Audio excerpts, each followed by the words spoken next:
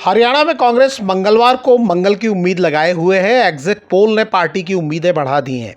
हालांकि बीजेपी ने अब भी सत्ता में वापसी की आस नहीं छोड़ी है।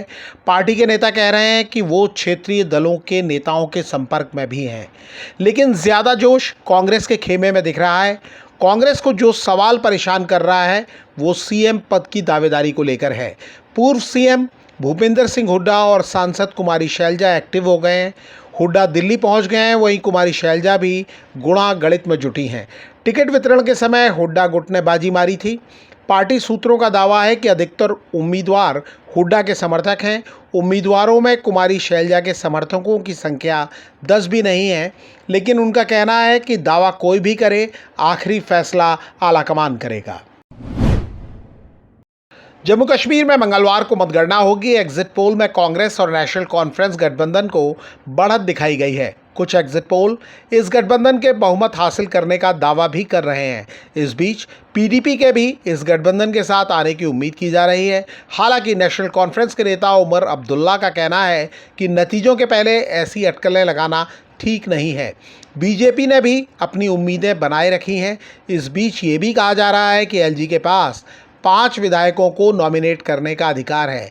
इन विधायकों के पास भी चुने गए विधायकों की ही तरह वोटिंग का अधिकार होगा। ऐसे में कुल विधायकों की संख्या 95 हो जाएगी और बहुमत के लिए ज़रूरी संख्या 48 हो जाएगी। ऐसे में अगर निर्दलीय विधायकों की संख्या बढ़ी और बीजेपी 30 या 32 सीटें हासिल करने में कामयाब रही तो स्थिति बहुत दिलचस्प हो। जम्मू कश्मीर में विधानसभा चुनाव के नतीजे आने के पहले नॉमिनेट किए जाने वाले विधायकों को लेकर चर्चाओं का दौर जारी है। तमाम बड़े अखबारों ने इससे लेकर रिपोर्ट की है। रिपोर्ट में दावा किया गया है कि नतीजे घोषित होने के तुरंत बाद एलजी मनोज सिन्हा 5 विधायकों को नॉमिनेट करेंगे। एलजी यानी उपराज्यपाल जम्मू कश्मीर रीऑर्गेनाइजेशन एक्ट 2019 के तहत विधानसभा में 5 विधायकों को नामांकित कर सकते हैं। ये नियम महिलाओं, कश्मीरी पंडितों और पीओके के प्रतिनिधित्व के लिए लाया गया था। जुलाई 2023 में इसे संशोधित किया गया। इन मनोनीत विधायकों को विधानसभा में वोटिंग के अधिकार के साथ साथ सभी विधायी शक्तियां और विशेषाधिकार मिलेंगे। प्रधानमंत्री नरेंद्र मोदी और मालदीव के राष्ट्रपति मोहम्मद मुइज्जू के बीच द्विपक्षीय बातचीत हुई।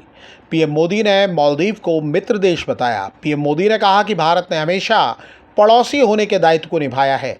पीएम मोदी और मुइज्जू की मुलाकात के दौरान भारत और मालदीव के बीच कई अहम समझौते हुए।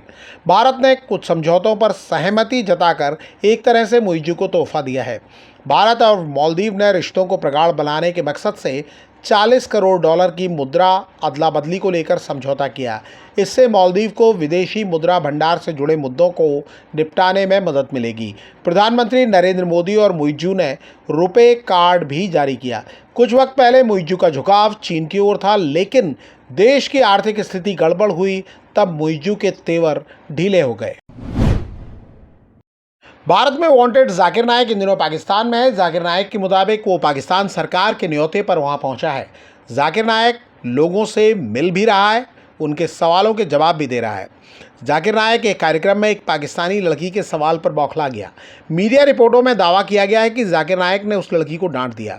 मीडिया रिपोर्टों के मुताबिक पलोशा नाम की एक पश्तून लड़की ने सवाल किया कि इस्लाम में मनाही के बावजूद मुसलमानों के बीच नशे की लत और बच्चों के यौन शोषण की घटनाएं क्यों बढ़ रही हैं। उस लड़की ने पूछा कि हमारा समाज नीचे क्यों जा रहा है। मीडिया रिपोर्टों के मुताबिक इस पर नाइक ने लड़की के सवाल का मजाक उड़ाया और उन्हें डांटा भी।